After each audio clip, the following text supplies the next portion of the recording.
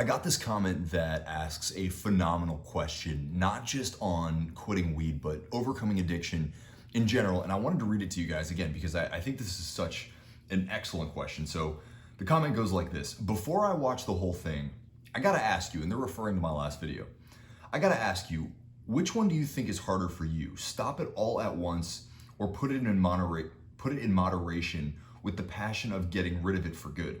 I'm 28 years old, so am I.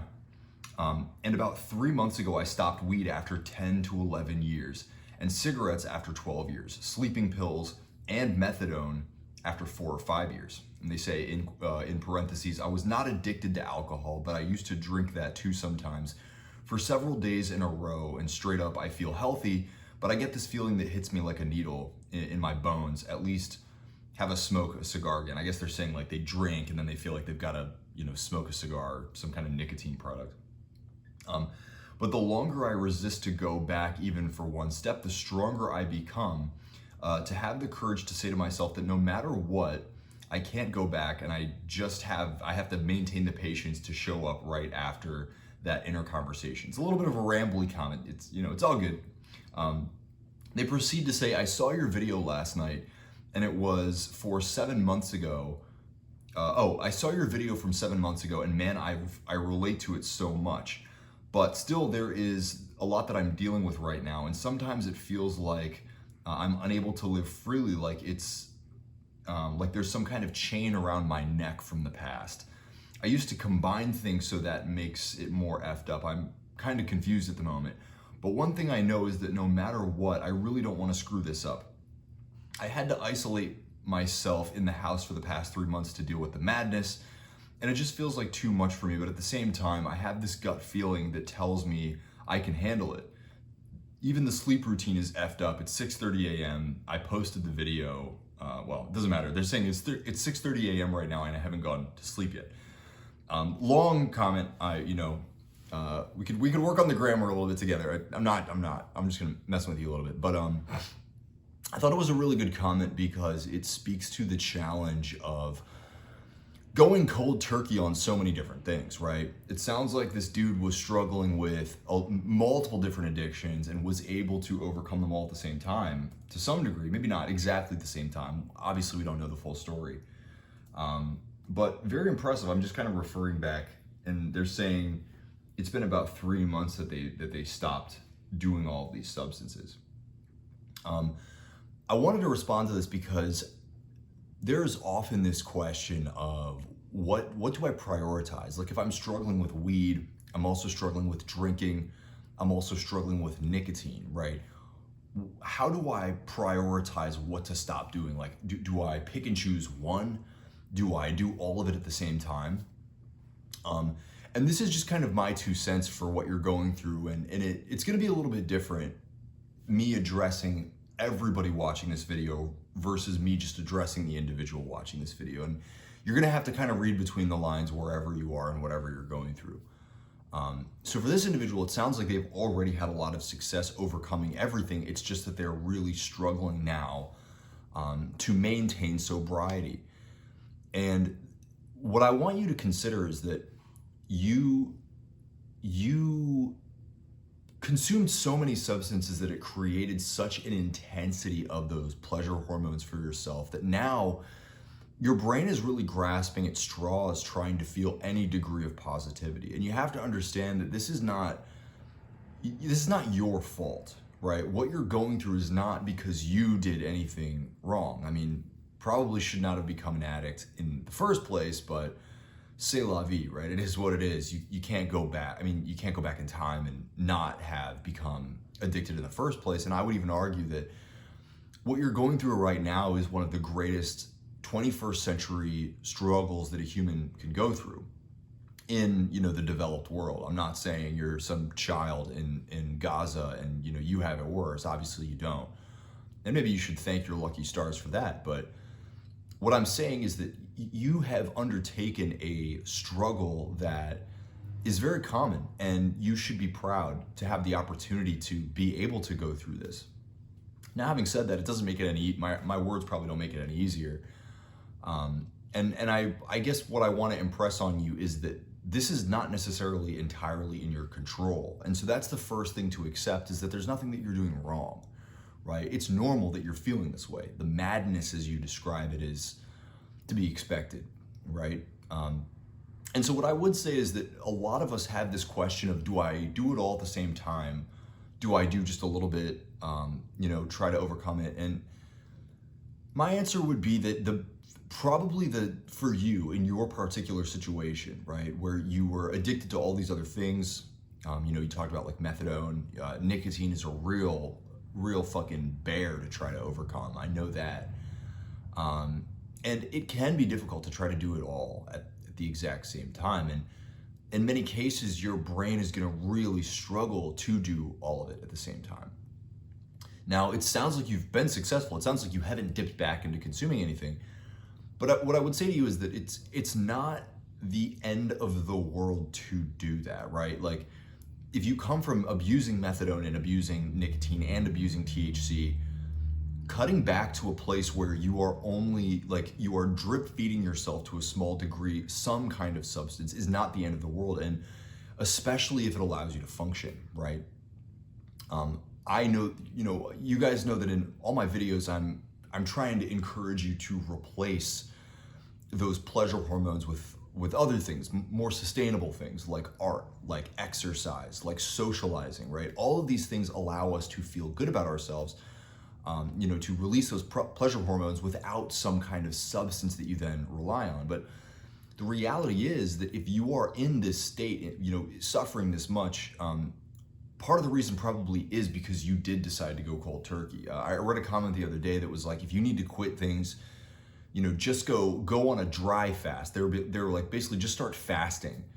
And when I hear that kind of advice, to me, it's like, so what you have to understand is that when you kick a substance, your brain is going to be craving these hormones that are totally natural. You've simply created an unnatural means of obtaining those hormones, and eventually your brain starts to rely on that substance entirely to create those hormones.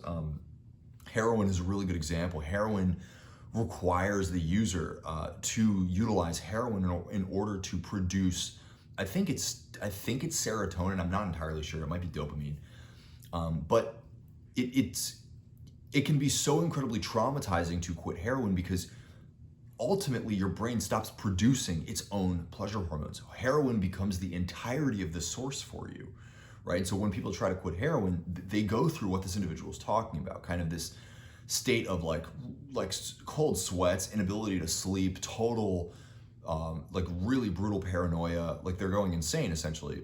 And it's because they basically are, right? Their brain is unable to produce pleasure hormones, which drives them deeper and deeper into a state of depression, agitation, anger. And so my advice here is it's not to like do drugs, right? But in a way, it is kind of saying like, when you do try to abstain from all of these things all at the same time, you're gonna find that you're deeply lacking in any ability really to feel good, to feel positive, right? And so I would say that for somebody like you, I know that you've made it this far, and there's going to be a massive degree of pride in maintaining that sobriety. But what you might consider is that the pride of kind of maintaining this ideal is probably secondary to actually making it all the way, right? And if you find that you're reaching this point where you're going to crash, most of us who've experienced a crash associate a crash with like a total relapse, if not like going even further the next time, right?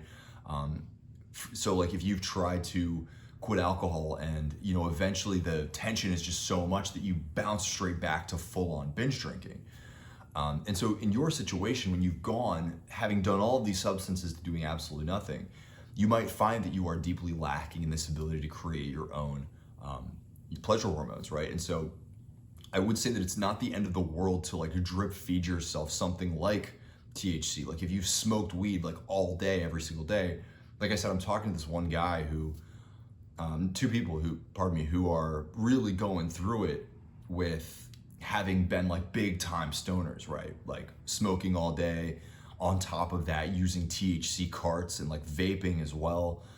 And like they're literally experiencing the craziest withdrawals, right? And it's like, and if that's your situation, it is useful essentially to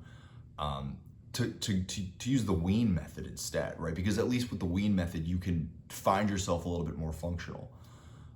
Again, I really hesitate to tell people like, yeah, go do these substances, because that's like the total opposite of everything that I've been preaching on this channel and what I've been dealing with myself. But my journey is going to be different from yours, right? The degree to which I was smoking weed is going to be different from yours. And so like for me, the high point was smoking like 3-4 joints a day and then a couple bowls in the meantime. And to the average person, that is a lot of weed. That's like 5-6 grams a day. It's like a lot. But there are many of you who have been blazing way more than that. To the point where and then when other drugs are kind of mixed into this concoction, cannabis is probably like one of the least of your worries, and smoking once in the day or cutting back by 90% is a much more approachable path to success. Because again, ultimately what you don't want to happen is you totally stop ingesting these substances and then you like basically lose your mind, and you're struggling with this kind of situation that you're talking about, right? Which is you have to shut yourself off from the world. You cannot function. Now, there are a lot of other factors here as well. Like again, we all might relate to struggling with cannabis addiction or addiction to many different substances, but we're also at very different stages in our mental health journey and our self-development journey. And all of us have completely different capacities for navigating these emotions and these outbursts, right? And so that's kind of the secondary thing that I want to talk to you about. So the first thing, just to make it crystal clear, is like pride is secondary to success, right? And if going absolutely cold turkey you can feel yourself getting to this point where you are going to emotionally break, the relapse is going to be even worse, and you're going to find yourself in a deeper hole. And so, a lot of the time, this advice that I get from people of like, just go hard-o mode and like full discipline, not everybody's fucking David Goggins, bro. Like not everybody's got that. And maybe it's beneficial to begin developing it. And I do highly recommend investing in discipline. I do highly recommend pushing yourself harder and harder in terms of your fitness. But that demands the first step, right? It demands that you've already begun. And so I think a lot of people will they'll listen to David Goggins and they'll be like, hell yeah, I'm gonna go from 0 to running 100 miles in a week, right? I'm gonna go from like sitting on the couch and like smoking weed all day to literally just running all day. And that's not super realistic, right? First and foremost, you are still a human, more than likely in a country where you gotta pay the bills. Like you have to be able to sustain yourself. And I'm not saying homelessness is impossible. For some people, like navigable homelessness is a good step, because it kind of returns you to a baseline of like, okay, I have to put one foot in front of the other. I have to prioritize my next meal, right? I have to prioritize preparing myself to sleep, creating good hygiene for myself while I go find a job. But it very much simplifies life, right? But for many of you, you already have a family, you already have obligations, and it's not in the cards to be able to sacrifice those things. Like, it's so much easier for me to say, you know what, I'm gonna live a nomadic lifestyle and I'm just gonna start living out of my car because I don't have any obligations. Well, I mean, I do. I have a girlfriend, I have a dog, I have a cat, and I have to think about them. But at the end of the day, like, my girlfriend is very much a capable person, right? I have a great family who would probably be willing to, take care of my pets for a while. But I also don't need to do that, right? Because for me, I've developed, even while I was smoking weed, like I have developed skills to navigate my emotions, right? I've developed habits in terms of self-development that allowed me to get to a point. And right, I wanted to quit for a long time. And I had all these conversations and I had challenged myself in the past.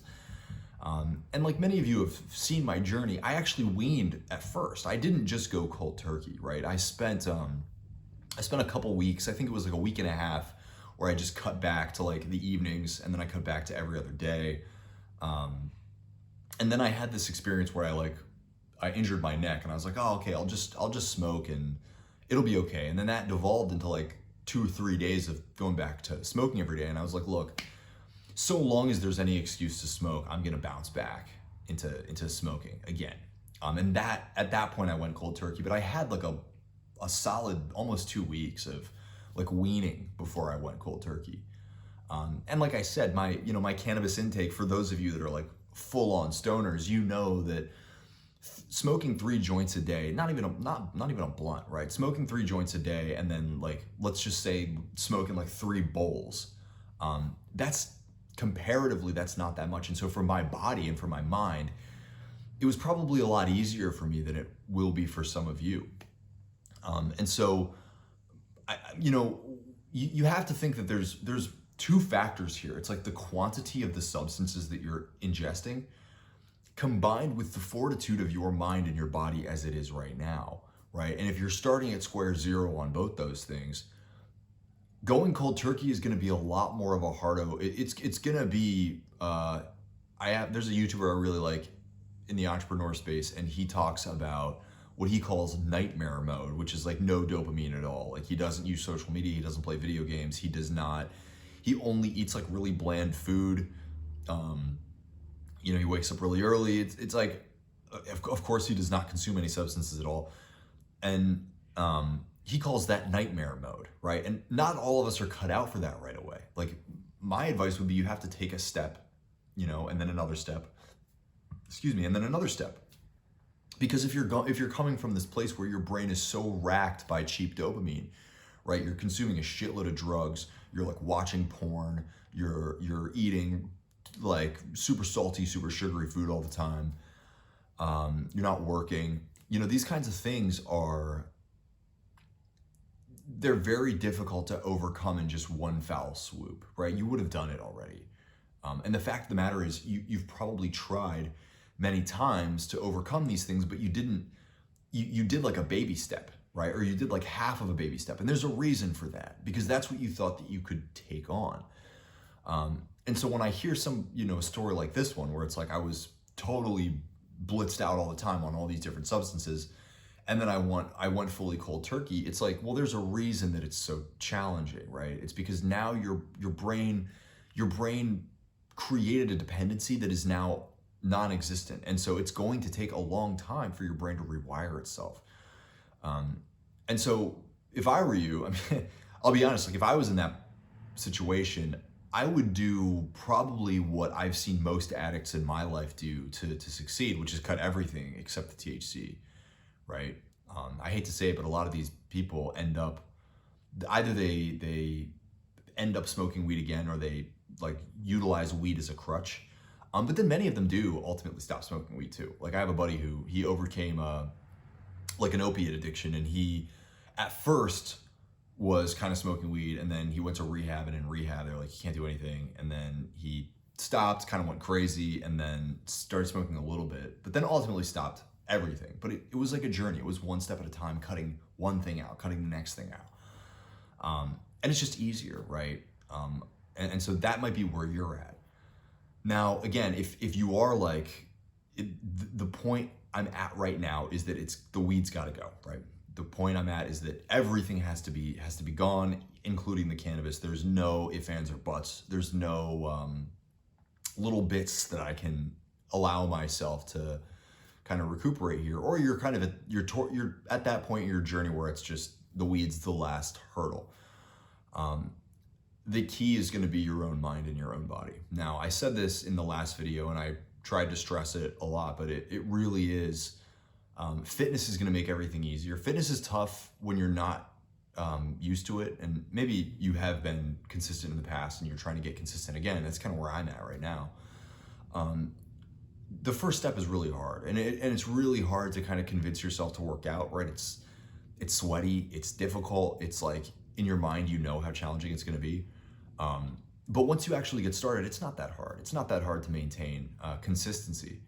And it can be easy at first, right? Like really, literally just right this second watching this video, drop and do 2-3 push-ups. Boom, that's something, right? You did something. Then the next time, do 5 push-ups and then do 5 squats and then do 5 more push-ups and then do 5 more squats. And now you've had a little workout. And then the next time, hike it all up to 20. Try to do 20 push-ups, then 20 squats, then 20 more push-ups until you get to 100 total, right? Like what is that? 5 sets of each. And that'll probably take you like 15, 20 minutes, if not a little bit longer. Now you've had like an actual workout, right? It's just about stacking like that. But you'll find that as you do that workout and as that working out becomes consistent, controlling your energy becomes so much easier, right? You will not experience that degree of impulsivity that totally cripples you anymore. So fitness is a big one. You also talked about sleep, and you said, it's like 6:30 right now. You have managed to exercise incredible discipline. If your story is true and you've managed to, abstain from all of these substances for all this time, that's incredible. That's a real testament to your ability to control yourself, right? And so now you have to go further. Now you have to do the stuff that you've effectively subtracted, which I would say is really the hardest part for most people, right? And so I was about to say like this part's going to be harder, but frankly, I don't think it wouldn't be for me, right?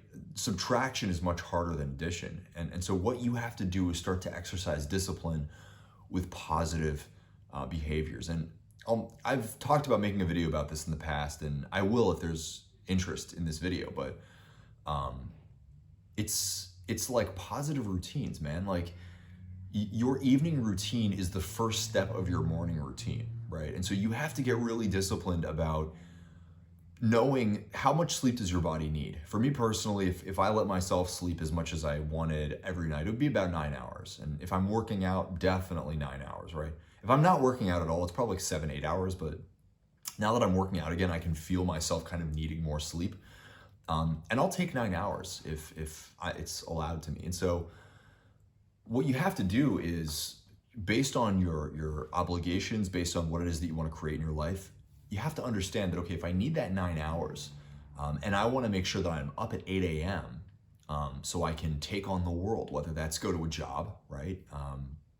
And that's a big one, y'all. Like if you don't have a job, you need to start there, right? Having a job, having some kind of external responsibility will hold you to a routine probably more than anything else will, right? And a lot of people want to create a lot of success for themselves, but if you're not able to show up to a job, that's like the first step. You got to get some money coming in the door. You got to have some kind of obligation.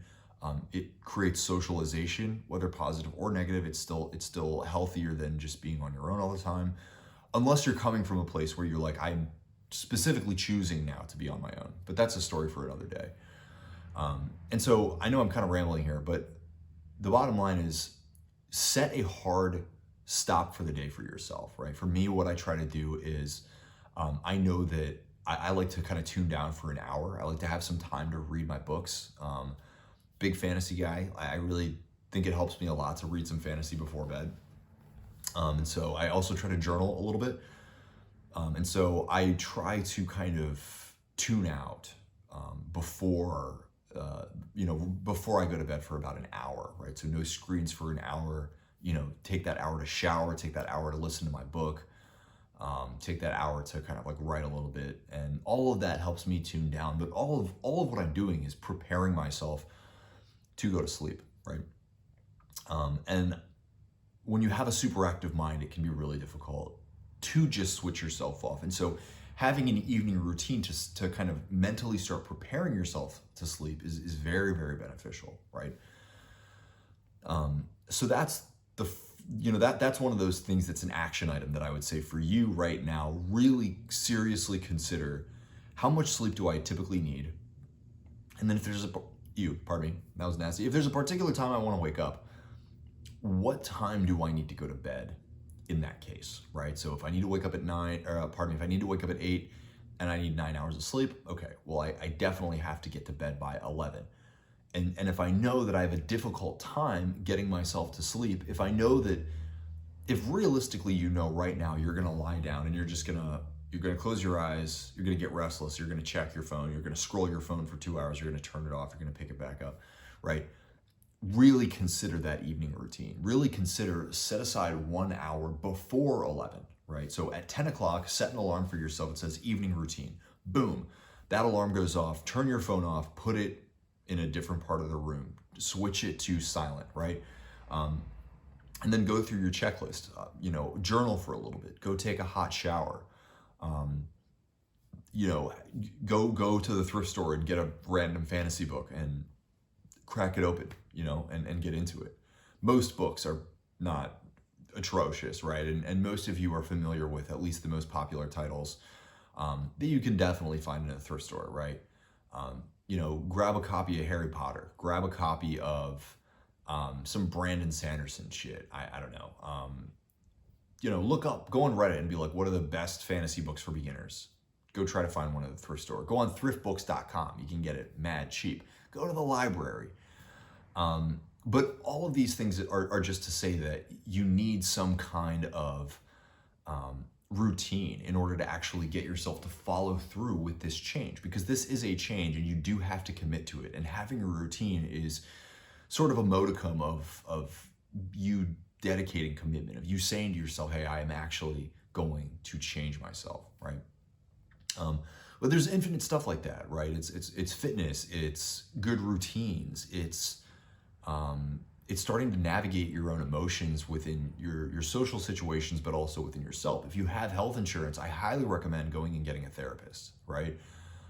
People don't understand just how powerful emotional regulation really is. I don't think I could credit one thing further in my own degree of discipline and my own degree of self-development than emotional regulation, right?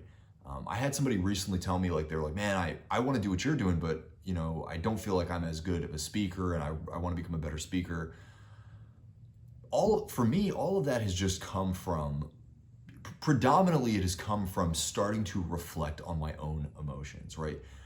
Taking on kind of a stoic approach of saying, I am not me. I mean, I am me. I'm this skin and bones, these thoughts, I could say, oh, they're not mine, blah, blah, blah. That's all secondary to the fact that I can police every single thing that happens, right? I am able to reflect on the things that I think. I am able to reflect on the things that I say, right? And if I have a degree of ability to look at that from a third person perspective and be like, okay, if I had been Susie and I had said that to me, that person had said what I said to Susie, and that had happened to me, how would I feel? What fucking realistically, what should I expect Susie to have reacted with, right? And start to have those conversations with yourself. Why did I say that? Why am I thinking this thing, right? Why do I put so much control in this other person's court over my own thoughts, right? Why do I put so much control in my emotional craziness or whatever it is that I'm allowing myself to remain unemployed, or to remain isolated, right? Or to remain in a constant state of reaction, right? And this is an advantage that you have in the 21st century, now that all of this science is available, now that all of these podcasts are available. I wish I had advice of podcasts or certain kinds of media that I could recommend for, emotional regulation and personal growth, these kinds of things. But maybe it's my channel, man. I mean, I'm really lucky to have had a mom who is in kind of the social work space and really pushed myself and my siblings to exercise these kinds of skills of reflecting on what you're thinking, right? Putting yourself in the position of somebody else and asking what realistically should they have responded with had you showed up with the way that you showed up, right? And doing this kind of reflection. There's a great channel on YouTube, this guy I refer to pretty often, Joseph Rodriguez, and he's kind of more in the manifestation space. And but one of the things that he advises is, at the end of every single day, taking 30 minutes to an hour. It's a long time, but if you're coming from zero, it's good to begin to practice this stuff and really starting to talk yourself through the way that you responded to certain things throughout the day, right? And he calls this revision, but it doesn't have to be this kind of esoteric, magical concept. It can simply be you with no shame, right? No guilt, no intention of condemning yourself. Simply being present with what is happening. And you'll find that the more that you kind of take that third person perspective and take a step back and just observe what you're doing, your ability to control all of it grows, right? Your sense that you are at the whim of your emotions, that you're just being blown around like a bag, like a plastic bag, right? Is far less, right? You gain more sense of autonomy over yourself and autonomy over your decisions, and it grows and it grows and it grows. But you have to begin by just practicing that sense of self-reflection. Why did I do that? What was I thinking about, right? What in my environment, what did they say, right, that caused me to feel the way that I felt? And then can I imagine having done it differently, right? Right now, if you're struggling, with this feeling of madness and you're kind of like going crazy, can you imagine just going third person and watching yourself, right? Watching what it is that you're going through, right? Because as you begin to observe you probably, whether you're aware of it or not, it probably physically hurts, right? Like your brain probably physically hurts from all of the tension that you're holding on to. There's tension in your body, whether it's your shoulders, your chest. A lot of us hold like tension in our groin, right? Like in our face. And so you'll start to notice as you start to reflect that like, I'm also feeling this physical tension. And let me just start to kind of defuse some of this, right? You will notice that the pain in your head actually starts to diminish. And it's just because you're removing the importance of the negative emotions, right? We place so much importance on like feeling bad without ever questioning, do I actually have to feel any of these things? I don't actually have to feel all this tension. I don't have to feel all this sadness, this anger, right? I can allow that to just dissipate because the only person that's demanding it from me is me. And I'm probably not even aware that I'm demanding it from myself. I've probably never even questioned that I don't actually have to feel any of that, right? And the only person that it's hurting is you. Somebody gave me this proverb once where it was like, we grip, like we like reach into a fire and grip onto these hot coals, expecting that it's gonna burn somebody else, right? We hold on to hatred and we hold on to regret, expecting that somehow that's going to hurt them or it's going to bring us atonement for something that we're ashamed of. The only way that you get over shame and guilt is by allowing yourself to, by forgiving yourself. I think I made a video on YouTube titled something like "Forgiveness is Power," and I mean that's exactly what this is. You'll find that if you practice forgiving yourself, you actually do notice the relief very, very quickly. If you practice forgiving other people, you notice the relief for yourself happening very, very quickly. And so, if this is something that you guys want to know more about, if you feel like you need more help with this, definitely drop a comment. Definitely let me know, because I do think that this emotional regulation stuff has helped me more than anything else in my life up until this point. And it's complicated. Nobody really teaches us how to do this, unless you're lucky to have parents or therapists or some other kind of mentor who has guided you through skills and actually encouraged you to practice these things. Most of us don't ever get any of that. And so you have to do it on your own, but not really. I mean, I'll help you, and so drop a comment, let me know if that would be interesting. Tell me your story, right? That's one of the big things, with this dude right here that was so helpful, was them being willing to be authentic and honest, and big kudos to you, man, because that shit is hard. And I'm actually planning on making a video on why honesty is such a powerful tool for us to utilize in our self-development journey, in our healing journey, right? Our trauma healing journey, our shadow work journey, as they say. And so I'm totally psyched to make more videos about that, because it's been super helpful for me, and hopefully it can be super helpful for you. So without further ado, I hope that was beneficial. I hope that was valuable. Let me know. Like I said, if you have any comments, drop them below. Hit that subscribe button. Hit that little notification bell so you know when my videos come out. And without further ado, my friends, peace, much love, namaste, and I'll talk to you later. Bye.